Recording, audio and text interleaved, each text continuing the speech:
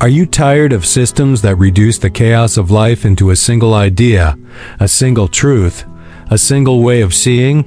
Have you ever felt suffocated by the promise of unity, the tyranny of neat philosophies that explain everything, yet leave no room for your contradictions, your doubts, your wild plurality of moods?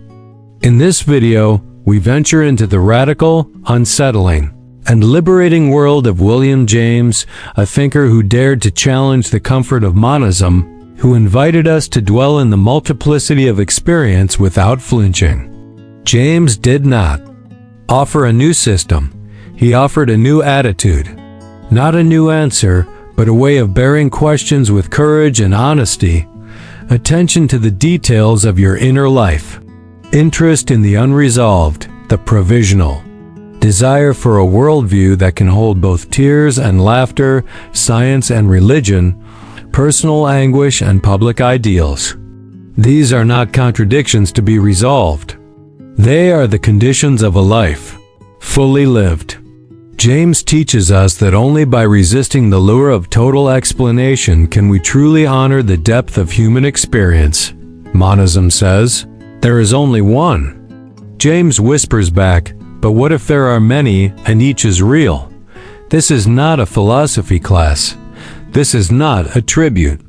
This is a provocation. To live, to feel, to think beyond the craving for unity. Stay with us if you're willing to think dangerously, to stand in the storm of difference, and not seek immediate shelter.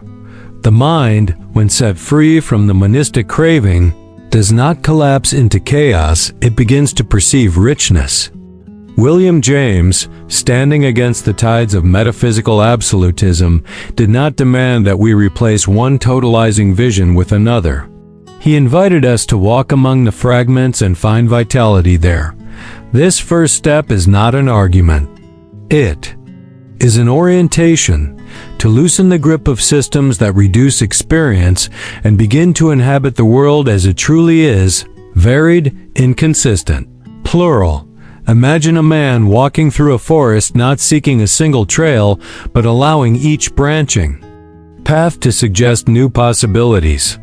James would say that this man is closer to the truth than any logician clutching his diagram of metaphysical unity. He insisted that the world we inhabit is not a completed structure, but a living flux, a multiverse rather than a universe, and that our consciousness should mirror this plurality, not defy it. James approached life like a dramatist, not a geometer. His psychology, his philosophy, his pragmatism, these were not blueprints but scripts for entering the drama of life with openness. When he wrote of the stream of consciousness, it was to remind us that no fixed concept can hold what flows through us moment to moment.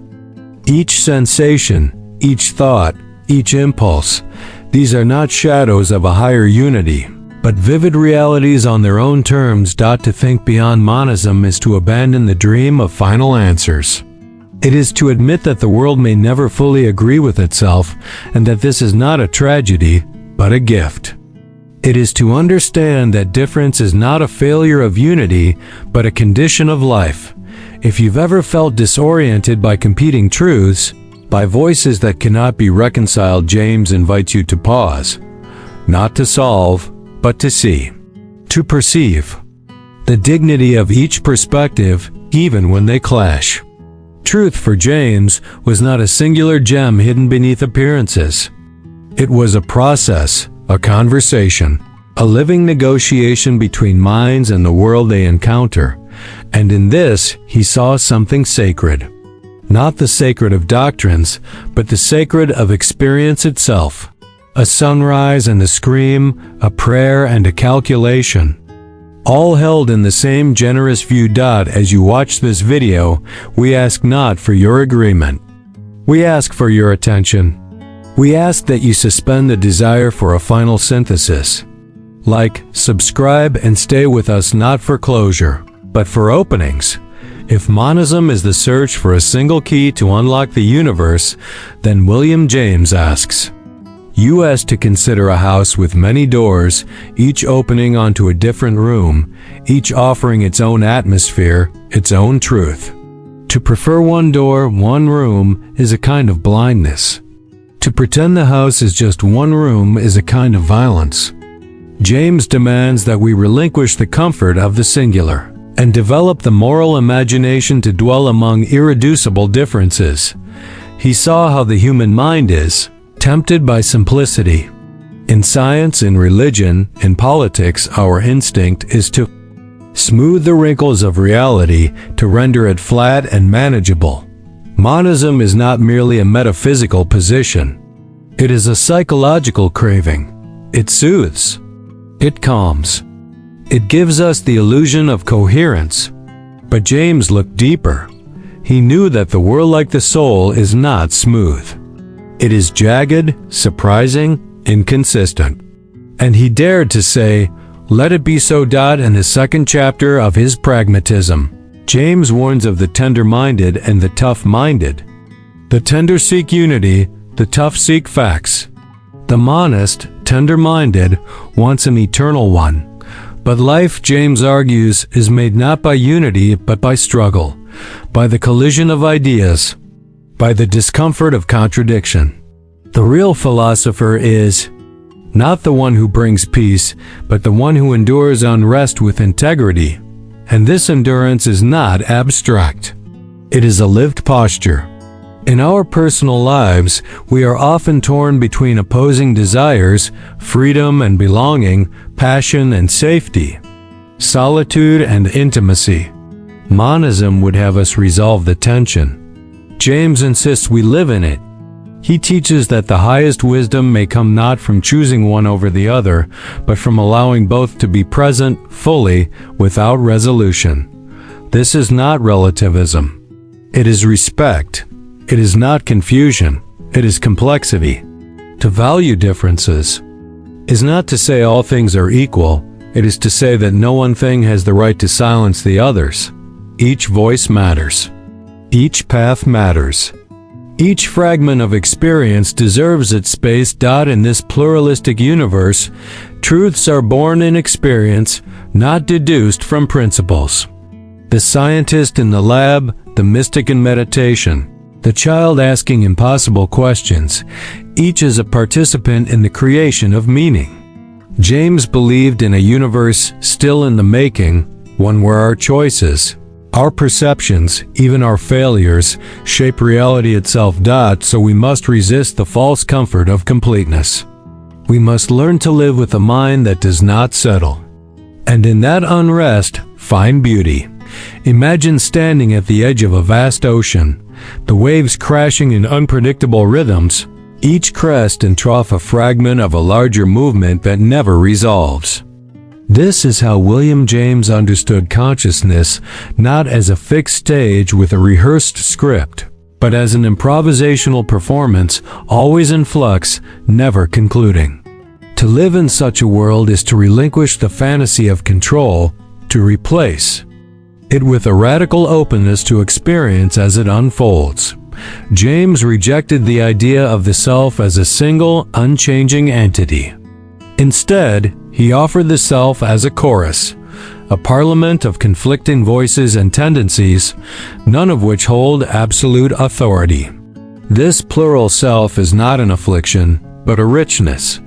One moment, we are contemplative, spiritual. The next, analytical, cynical. And still another, playful or melancholic. The monistic impulse wants to unify these into a coherent identity. James refuses. He calls us to accept the wild, contradictory abundance of what it means to be human. And this is not merely introspective, it is ethical.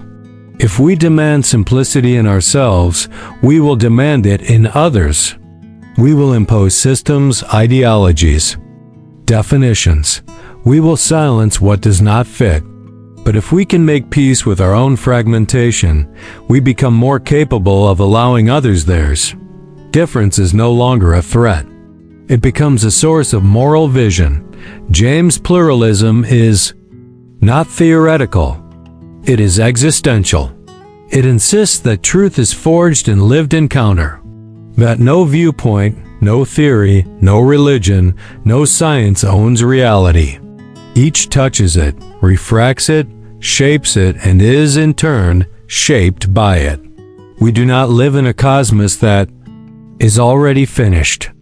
We live in a becoming that to believe this is not to fall into despair. It is to awaken to responsibility. If reality is not fixed, then our actions matter profoundly. Every act of attention, of kindness, of thought helps sculpt the real. The world is not a closed system, it is porous, plastic, impressionable. This is the heart of Jamesian thought, the refusal to close the book, the courage to write in the margins, the humility to admit we do not yet know all there is to know, and the audacity to keep searching. As you listen, ask yourself, in what ways have you tried to simplify yourself or the world for the sake of comfort? What have you ignored, excluded, or denied in the name of unity? James asks you not to erase your contradictions, but to live them more deeply. There is a scene imaginary, but vital, in which a philosopher stares into a night sky, asking whether the stars follow a plan or dance in freedom. For the monist, the answer must be, they follow. For William James, the answer remains open. What if the cosmos does not follow a plan? What if it listens, hesitates, responds? What if its truths emerge not from necessity, but from risk? This is not mysticism, this is metaphysical courage. James introduces us to a universe in which chance is not a flaw but a feature, not an error to be corrected, but a condition of freedom. He speaks of a world shot through with contingency, where the future is not yet written, and where human agency frail, flawed, magnificent matters. The monist vision craves a finished script.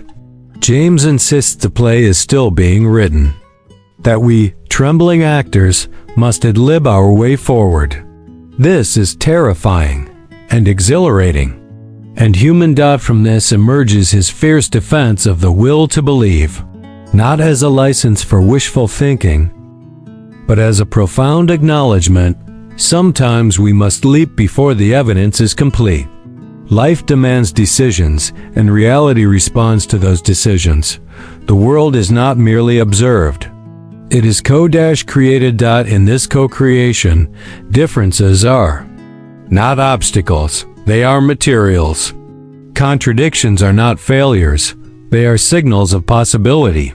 A pluralistic universe does not ask us to resolve every tension. It invites us to work with them. So here is the question James leaves us hanging with, luminous and unresolved.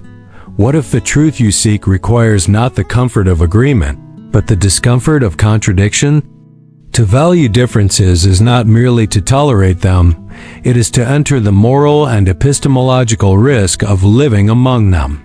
It is to accept that your own view, however sacred, is partial. It is to listen as if the world still has secrets to tell. A man walks into a crowded street. The voices around him a cacophony, vendors shouting, lovers quarreling, children laughing, preachers proclaiming. He could shut it all out, plug his ears, seek the clean silence of a system that explains it all. Or he could do what William James did, listen. James believed that each of those voices, however strange, contradictory, or inconvenient, carries its own grain of reality. Not one of them contains the whole truth, but neither can any be dismissed outright. The monist approach would be to find the one voice that speaks for all. James asks us instead to become translators, bridge builders, mediators of difference. This is not an easy path. It requires a tolerance for dissonance. It requires that we give up the fantasy of finality, that we stop hoping the world will one day settle into a perfect chord. James' pluralism is a call to live with the noise, not to eliminate it, but to recognize its music. And there is another demand, the demand to act. Because in a world where many truths jostle and overlap, clarity does not emerge from withdrawal. It emerges from engagement. James insists that our beliefs are not passive reflections, but active forces. To believe in a pluralistic universe is to help bring it into being. This means embracing contradiction not just intellectually, but practically. It means making decisions without full knowledge, loving people who oppose our views, building coalitions among irreconcilables. It means holding complexity not as a burden, but as a gift. James never said this would be easy. He only said it would be worth it.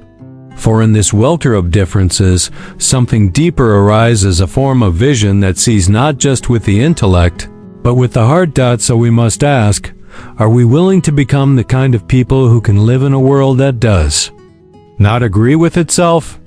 This is the challenge of James' philosophy. Not to explain away conflict, but to honor it. To understand that every disagreement may be the beginning of a new layer of truth. That every difference might be not an obstacle, but a doorway. Consider the way James speaks of experience, not as a passive reception of reality, but as a field of active participation. You do not merely observe a world out there. You co-create it through your choices, your emotions, your hopes. This insight devastates the monist framework, which prefers a fixed universe ruled by timeless laws. For James, nothing is quite so dangerous as a theory that pretends to be complete. The pluralistic view demands we see each moment as fertile, not final, but potent. It's a call to treat our lives not as problems to be solved, but as canvases to be painted with uncertainty and passion. To think this way requires more than intellect, it requires moral temperament. James knew this intimately. His own life was haunted by depression, by a sense of metaphysical doubt so deep it paralyzed him. He could not believe in unity because he could not feel it. Yet out of that despair, he forged a philosophy that is less about answers than about bearing the weight of unanswered questions with dignity. He called for a faith ladder, a willingness to act as if the universe were worth investing in, even when certainty is unavailable. For James, belief becomes a moral act, not because it claims ultimate truth, but because it commits to what might be true, because it risks itself. In a pluralistic world, our task is not to resolve, but to respond. To meet each new encounter with a question: what is being asked of me here? What partial truth can I glimpse in this perspective, this person, this pain? And then, how shall I act? The moral imagination in James' view is not a capacity to discern the good from the evil. It is the ability to imagine lives unlike our own, to care for truths that contradict our own, to make room for a world that exceeds our own. Only then does difference become sacred. Picture a world where every voice is allowed to speak, not just the loudest or the most systematized. William James imagines such a world, not utopian, not harmonious, but alive. In this world, unity is not imposed from above. It arises, if at all, from the bottom up, through a slow, painful, and partial stitching together of disparate parts. Not synthesis, but sympathy. Not system, but sympathy. He calls it a republic of realities. Each perspective, each lived experience, is a sovereign state with its own legitimacy. And yet, these sovereigns must live together, must find ways to negotiate, to coexist, to clash, and still remain in relation. The monist would dissolve these differences in the name of peace. James insists that peace is possible only if we first allow difference to fully exist. This vision requires more than tolerance. It demands reverence, the kind of reverence that does not erase the strange, but kneels before it, that does not demand sameness, but cultivates curiosity. In this way, James' pluralism is not a system of ideas. It is a spiritual discipline, and it is dangerous, because to live this way means you will be misunderstood. You will refuse to take sides when others demand allegiance. You will ask irritating questions when others want resolution. You will honor those who make you uncomfortable. You will refuse to demonize those who disagree. But in doing so, you may create a small clearing within your mind, your community, your life where something new can emerge. Not a solution, but a space. Not a formula, but a freedom. In the Republic of Realities, every encounter becomes sacred. Every conversation a potential site of transformation. Every contradiction a birthplace for insight. And here we ask, what would it mean for you to live as if every person you met carried a piece of the truth you lack? Now we arrive at a paradox James cherished, that the most honest way to honor truth is to relinquish our need to own it. To seek not possession, but relation. This is not humility as weakness, it is humility as method. A discipline of standing near the other without absorbing them into our story. A refusal to flatten what resists us. James teaches that the world is not merely something to be explained, but something to be with, to walk through, to stumble in, to marvel at. In this way, his pluralism is not about intellectual tolerance alone. It is about cultivating a certain style of presence, a way of being with complexity that is neither fearful nor dominating. It's easy to admire diversity from a distance. Harder to be changed by it. Harder still to realize that your most cherished views may not be wrong, but may be incomplete. James' challenge is to move from curiosity to conversion, not of belief, but of attention. From asserting to receiving. In a monistic framework, all difference is noise. In James' world, all difference is invitation. But to hear that invitation, we must slow down, listen longer than is comfortable, ask questions that do not close but open, refuse the pressure to conclude. And this may be the most radical thing of all, to allow experience to change us without asking it to explain itself first. In this fragile openness, new forms of truth can appear, truths that are not final, but faithful, not eternal, but sufficient. For this moment, this relation, this need. James does not offer peace as the absence of conflict, but as the fullness of engagement. And so we live, not in spite of differences, but through them. Let us now walk to the edge of James' vision, where the world no longer appears as a set of things, but as a field of relations, unfixed, unfinished, and alive. Here, the self is no longer a center, but a participant. Here, truth is no longer a monument, but a gesture. And here, difference is not only to be respected, it is to be meted. In this final movement, James leaves us not with an answer, but a stance. He invites us to live as if every moment were real, as if our choices mattered, as if reality were plural and responsive. Not because we know this to be true with certainty, but because acting this way might make it more true. This is the secret, beneath his pragmatism, that the truths we live into often arise from the way we choose to live. That belief is not an endpoint, it is a beginning, an opening of possibility, a co-creation of the world as it might yet become. So let us return to the crowd, the cacophony, the chaos. But now with different ears. Now with a mind that does not seek to silence, but to sing along. With a heart not afraid of contradictions, but eager to learn from them. We are asked, not to explain the world, but to meet it. Not to resolve its differences, but to engage them. To think dangerously. To live honestly. To stand without armor. In the storm of plurality. And one last question. What truth might emerge if you let go of the need to be right and instead committed to being real? If this video has stirred something in you, we ask you quietly but earnestly to like, to subscribe, and to share this with 3 friends who might also long to live among differences, not above them.